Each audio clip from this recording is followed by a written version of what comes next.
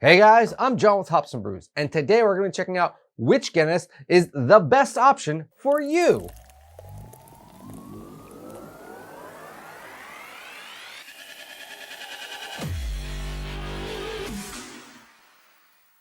So, Guinness, probably the most famous stout out there. Everyone thinks it's actually a really high percentage ABV beer. It's not. It's actually under 5%, except for this one. It's actually a kind of a light beer. And they kind of get it confused thinking all stouts are supposed to be creamy. No, that's the nitrogen that's in them. So, yeah. But let's go ahead and check out the subtle differences between all of these Guinnesses and possibly which is the best for you. But before we get into it, remember to hit like and subscribe on this channel if you like this type of content. All right, let's get into it. All right, so I got 4 different Guinnesses here. Let's go ahead and take a look what we got. First off, we have the Guinness Stout Draft. This is the classic one you'll see with the nitrogen widget inside. Second, you have, well, the exact same beer, but it's in a glass bottle and there's no nitrogen widget. It is carbonated, however, with just nitrogen. It is recommended via the package to drink straight from the bottle. Next, we have Guinness Extra Stout. This is actually a higher percentage ABV, coming in at 5.6%. Next, we have Guinness's brand new Guinness Zero, a non-alcoholic Guinness. Okay, so let's go ahead and pop one of these open and just go for it, right?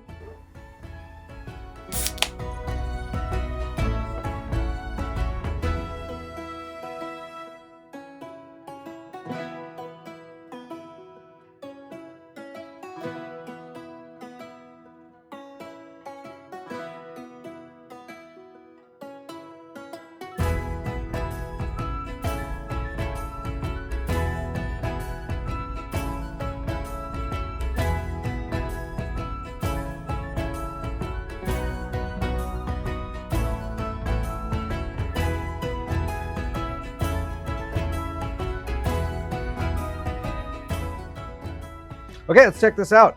It looks like a great looking Guinness beer.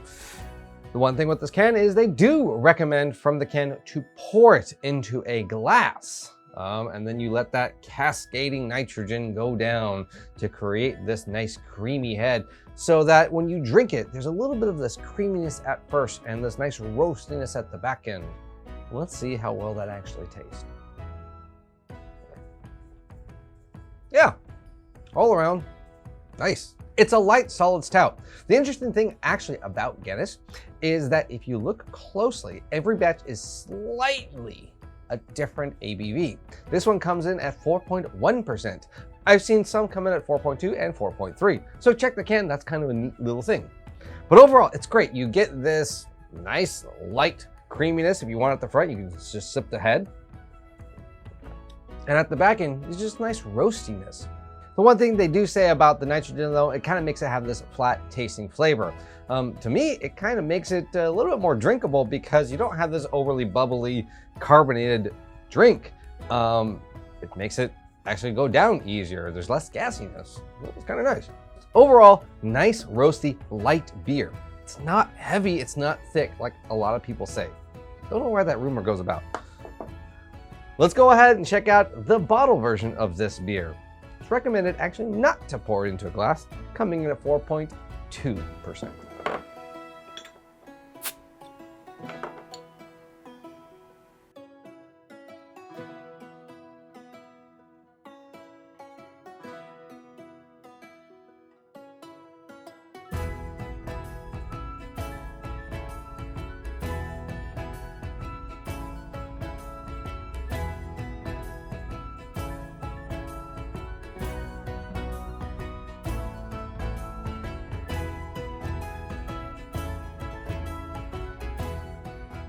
Now, even though I poured some in a glass, I wanted you to see the difference. So this is straight out of a nitrogen can with the nitrogen widget. This is just nitrogen carbonate put into a bottle. So the head right away is a lot different if you care about that kind of stuff. But for review's sake, they did tell us to drink out of the bottle, so that's what I'm gonna do.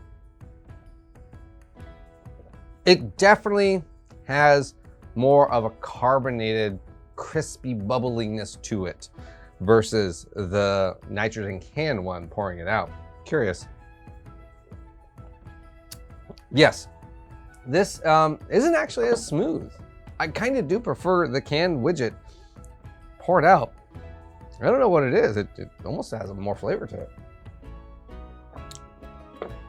The nitrogen just smooths it out so much more. Yeah, kind of not that big of a fan of this. For some reason though, the glass does taste colder. These were kept in the fridge at the exact same time. Maybe the fact that the bottle is a thicker glass keeps the beverage cooler longer. I do like the feel of the glass too, that's cool. I feel fancier drinking out of this. All right, let's go ahead and try the Guinness Extra Stout, the highest ABV they have of this right now.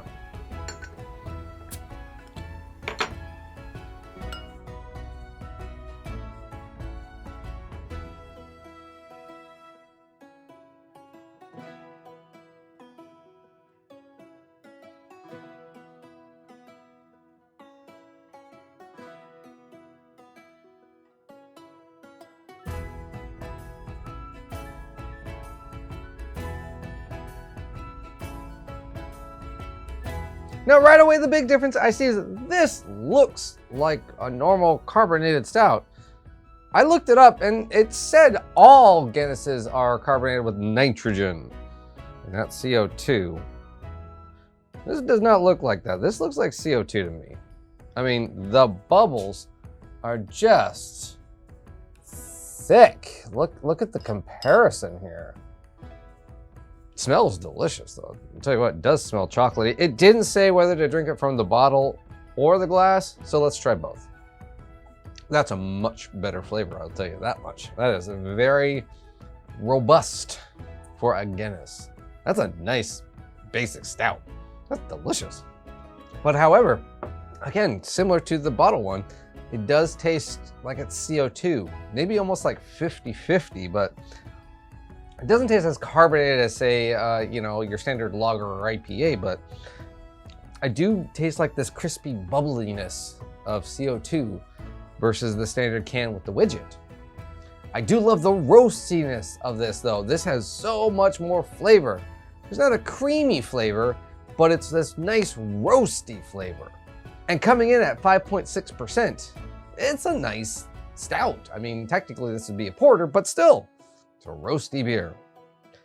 Now let's go see if the non-alcoholic nitrogen widget version can compete with any of these alcoholic kind.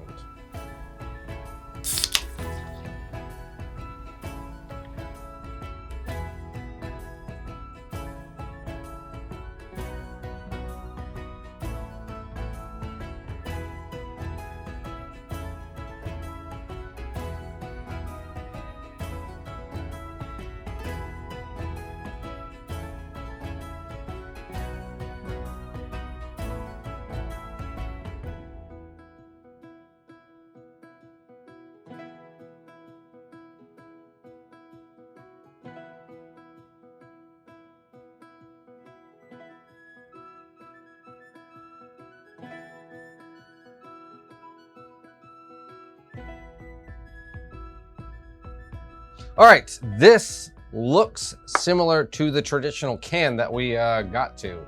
The head is thick and creamy. However, the cascading effect didn't last as long. That's an interesting thing. And take a look, if you can see, each head has gone down faster and faster and faster. That's interesting. But non-alcoholic, cheers. Now, I remember reviewing this and I liked it. This, however, now that I can distinctly taste all of them and gone to the non-alcoholic version, I taste the differences.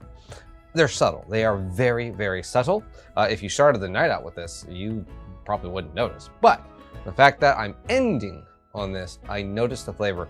There is less roasty note. There's almost that slight sour tartness to this. However, the creaminess is almost on par or even better, I might say, than the standard original in the can. There is a funkiness that's different in comparison. Let's go ahead and try it out. Yes, there's actual roast, artificial roast. That's what it tastes like. This tastes like an artificial roast malt. This tastes like real roasted malt. But I love the head on this. This is just thick and creamy. It's awesome. How much does this detract from the rest? Not that much, actually. Not that much. This is pretty darn good. In fact, let's go ahead and compare it to the other ones. That's still a great roast. I'll tell you what. See, this is the least best. This one, in my opinion. This has a more traditional flavor than this, but the fact that this is 0 alcohol and tastes pretty darn good kind of brings it up a notch for me. So what Guinness is right for you?